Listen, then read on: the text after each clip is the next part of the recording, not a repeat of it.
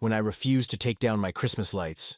Karen, the HOA president, went into a frenzy, rallying the entire neighborhood against me. Can I overcome her relentless tactics and keep the holiday spirit alive in my home? Welcome to our channel. Please subscribe if you want more HOA stories. It was the first week of December, and I was excited to start decorating my house with Christmas lights.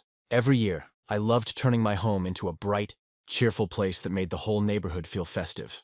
I carefully hung colorful lights around my roof, wrapped them around the trees in my yard, and even set up a little display by my driveway. Seeing my lights twinkle every night brought joy to my family and our neighbors. One chilly evening, as I was putting the final touches on my display, I noticed Karen, the HOA president, watching me from across the street. Karen was known for being strict about the neighborhood rules. She always wore a serious expression and never seemed to smile. I had never had a problem with her before, but I could tell she didn't approve of my decorations.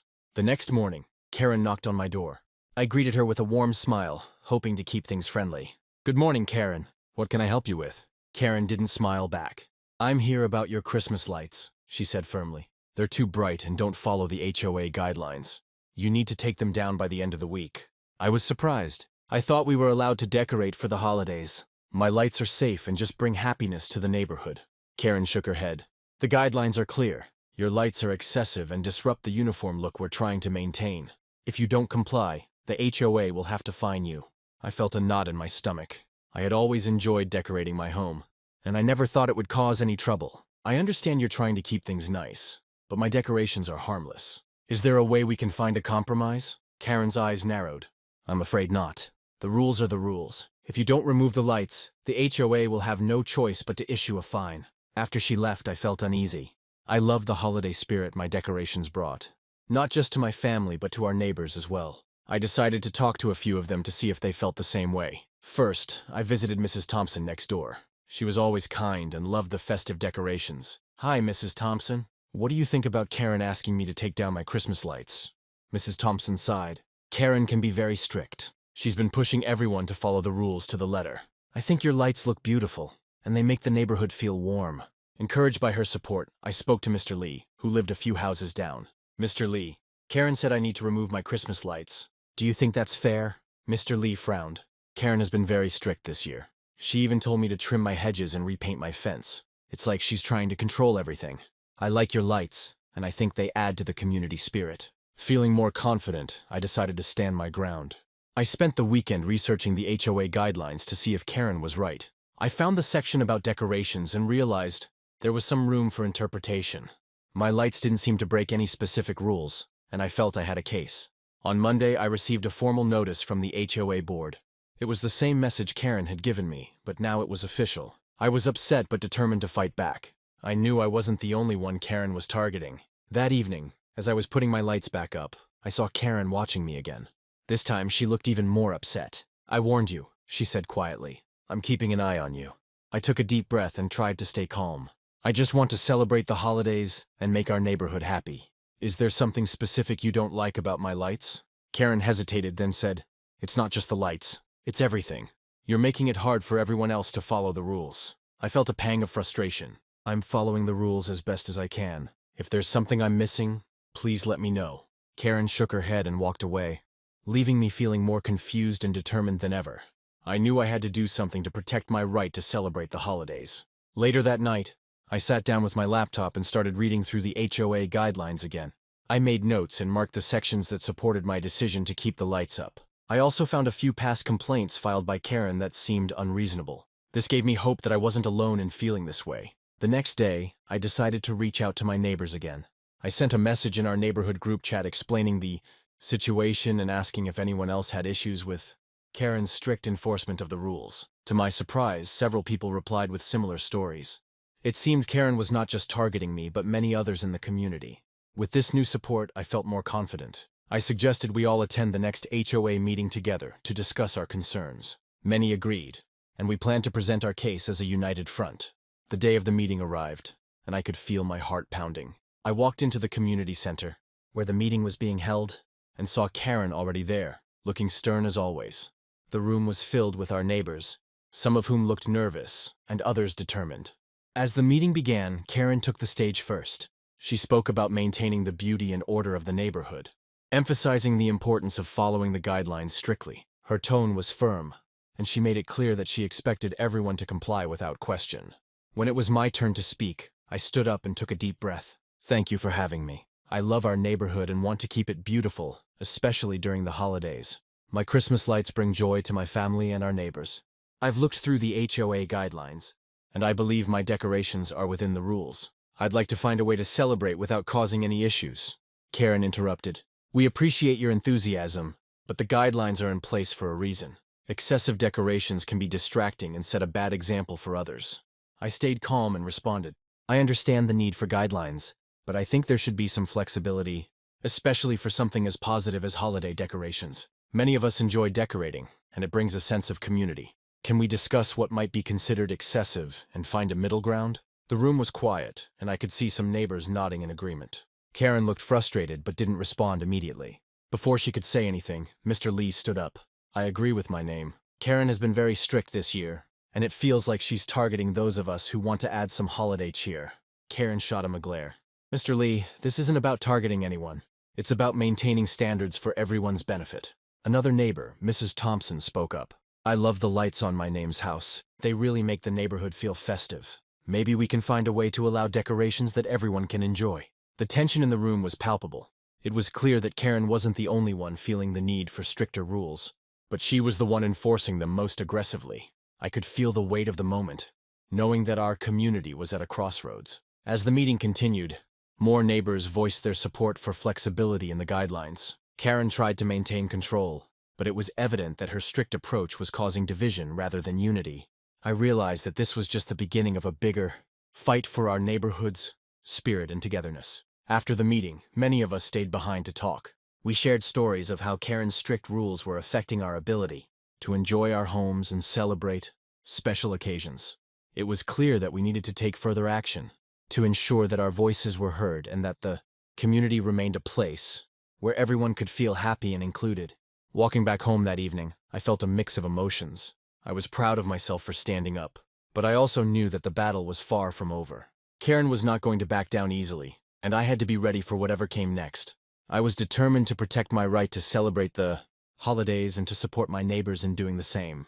As I entered my house, I saw that my Christmas lights were still up, shining brightly against the dark night. I smiled, knowing that the true spirit of the season was about to face its first challenge. Little did I know, things were only going to get more complicated from here. The moment I saw the threatening messages on my door, my heart pounded. How could Karen go this far just because of some Christmas lights?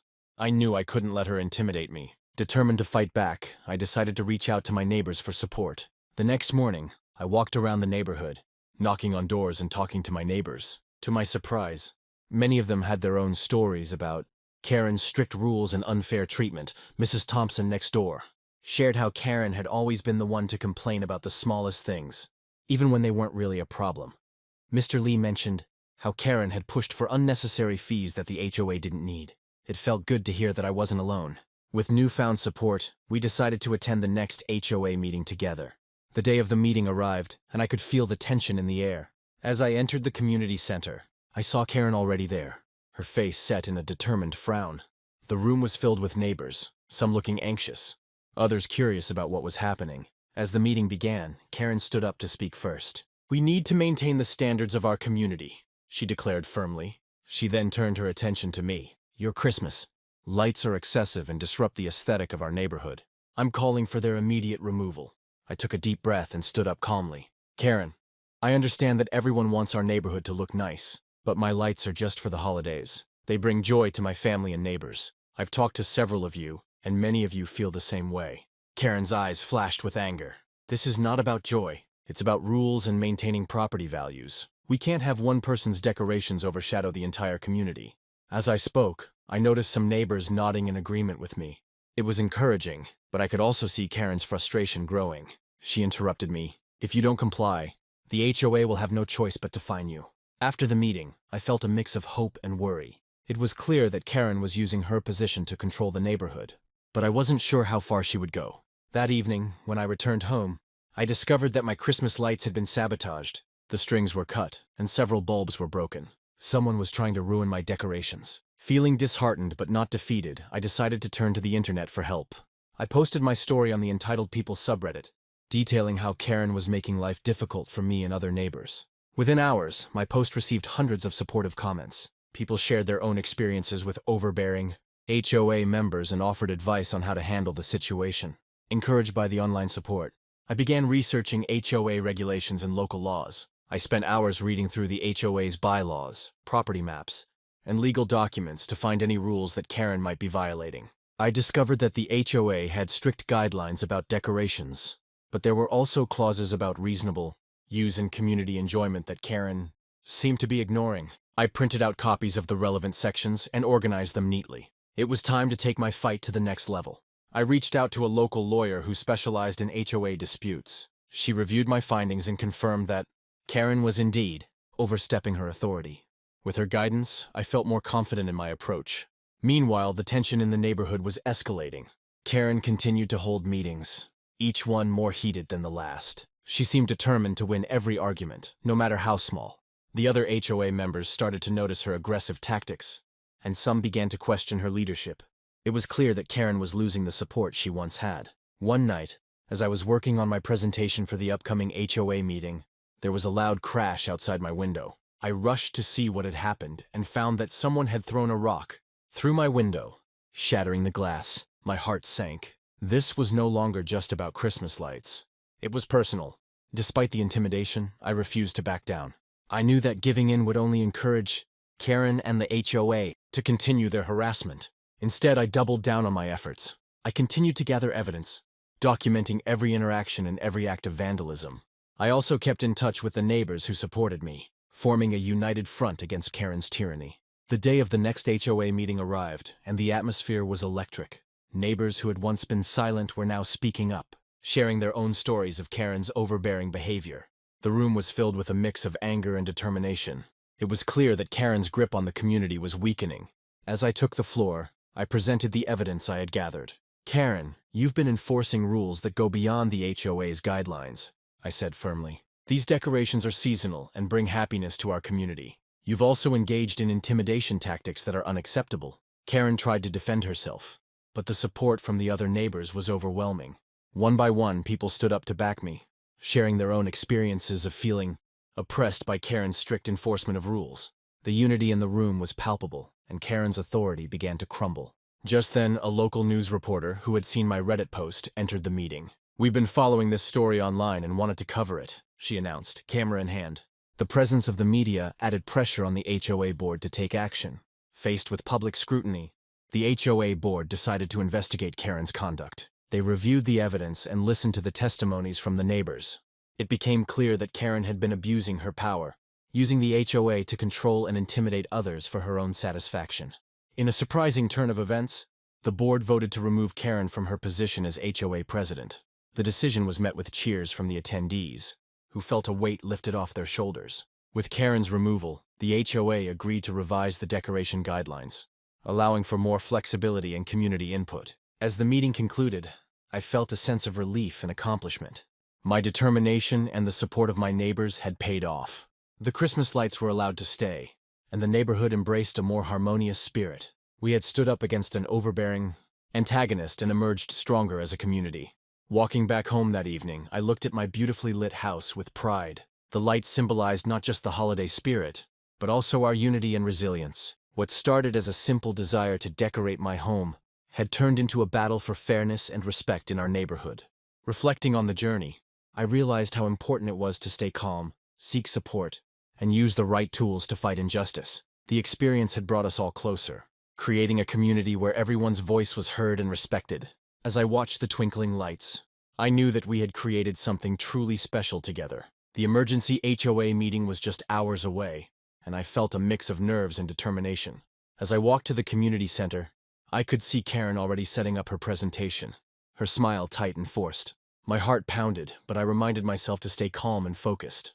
This was my chance to make things right. When the meeting began, Karen stood at the front, her voice loud and confident. "Thank you all for coming on such short notice," she began. "We need to discuss the recent issues with holiday decorations. It's important to maintain our community's appearance." She glanced at me, her eyes narrowing. "As you know, my name has refused to remove their Christmas lights, which go against our guidelines." I took a deep breath and stood up, feeling the weight of everyone's eyes on me. "Thank you, Karen," I started, keeping my voice steady. "I understand the importance of our community's appearance, but I believe there has been a misunderstanding about the guidelines." Karen scoffed, crossing her arms. "A misunderstanding? My name. You've ignored multiple notices. This isn't the first time you've caused trouble." I reached into my bag and pulled out the property maps and the emails I had printed. "Actually, Karen, I've done my research," I replied. "According to Section 5.2 of our HOA guidelines, residents are allowed to decorate their homes as long as the lights are not excessively bright or distracting. My decorations are within those limits." Karen's face turned red. "Those guidelines are clear. You're setting a bad example for the neighborhood." Before I could respond, one of my neighbors, Mrs. Thompson, stood up. "Karen, I've noticed that you've been strict with my name, but what about the times you've complained? About my garden decorations or Mr. Lee's bird feeders? It seems selective." Karen looked flustered, glancing around the room as a few other neighbors nodded in agreement. I felt a surge of hope. This was my chance to turn the tide. "I've also spoken with some neighbors who share my concerns about how these rules are being enforced," I continued. "It feels like Karen is using her position to control rather than help our community." Karen opened her mouth to respond, but before she could say anything, the door swung open, and a local news reporter walked in. "I heard there was some disagreement here today," the reporter announced, setting up her camera. "Can I get a comment for the story?" Everyone turned to look, and Karen's expression turned from annoyance to panic. "This is a private HOA meeting," she said quickly. "Nothing to report." The reporter shook her head. "With cameras here, it's hard to keep things private. I'd like to cover what's happening." Seeing that Karen couldn't shut down the media, I took this opportunity to speak louder. "This isn't just about my Christmas lights. It's about how the HOA is being run. We deserve transparency and fair treatment for all residents." The camera focused on Karen, who was visibly struggling to maintain her composure. "That's not fair," she snapped. "I'm just enforcing the rules." But the evidence was against her. The property maps clearly showed that my decorations were within the allowed limits, and several neighbors had already voiced their support. The room buzzed with murmurs as more people began to speak up. Mr. Lee stood next, sharing his own frustrations with Karen's selective enforcement. "I've had issues with my bird feeders, but no one has ever complained about that," he said. "It feels like Karen is picking and choosing who to target." Mrs. Thompson nodded. "Exactly. It's not just about decorations anymore. It's about how we're being treated by the HOA leadership." Karen tried to regain control, but the pressure was mounting. The reporter was taking notes, and a few other neighbors were recording the meeting on their phones. It was clear that Karen's authority was being questioned by everyone present. Seeing that things were slipping out of her control, Karen attempted one last desperate move. "If you continue to defy the HOA, my name, there will be consequences. I can't allow your decorations to disrupt the community's harmony." I stood my ground, feeling the support of my neighbors behind me. "Karen, this isn't about disrupting anything. It's about ensuring that our community rules are applied fairly and consistently. We all want to enjoy our homes and celebrate the holidays without unnecessary conflicts." The tension in the room was thick, but I could see the shift happening. More neighbors began to voice their agreement, and the atmosphere changed from confrontational to collaborative. It was clear that Karen's overbearing approach was no longer going to be accepted. The reporter asked, "So, what are the next steps for resolving this issue?" I turned to her and replied, "We're asking the HOA board to review the enforcement of these guidelines and ensure that all residents are treated equally. Transparency and fairness are key to maintaining a happy community." Karen looked defeated, realizing that her tight grip on the HOA was weakening. The board members exchanged uneasy glances, unsure of how to proceed under the scrutiny of both the neighbors and the media. As the meeting continued, it became evident that Karen's time as HOA president was coming to an end. Several board members approached me after the session, expressing their support and agreeing to investigate the complaints against Karen. It was a turning point for our community. A few days later, the HOA board held a vote to address the concerns raised during the meeting. The results were clear.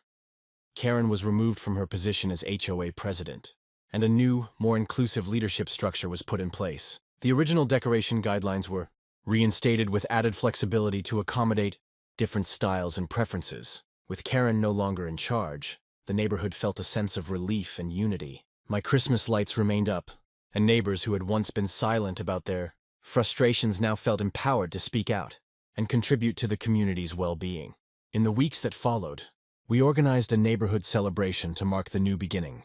Lights of all colors adorned our homes, symbolizing our collective effort to create a harmonious and joyful environment. It was heartwarming to see everyone come together, sharing stories and laughter without the fear of arbitrary rules. One evening, as I watched my kids play under the twinkling lights, I reflected on the journey we had taken.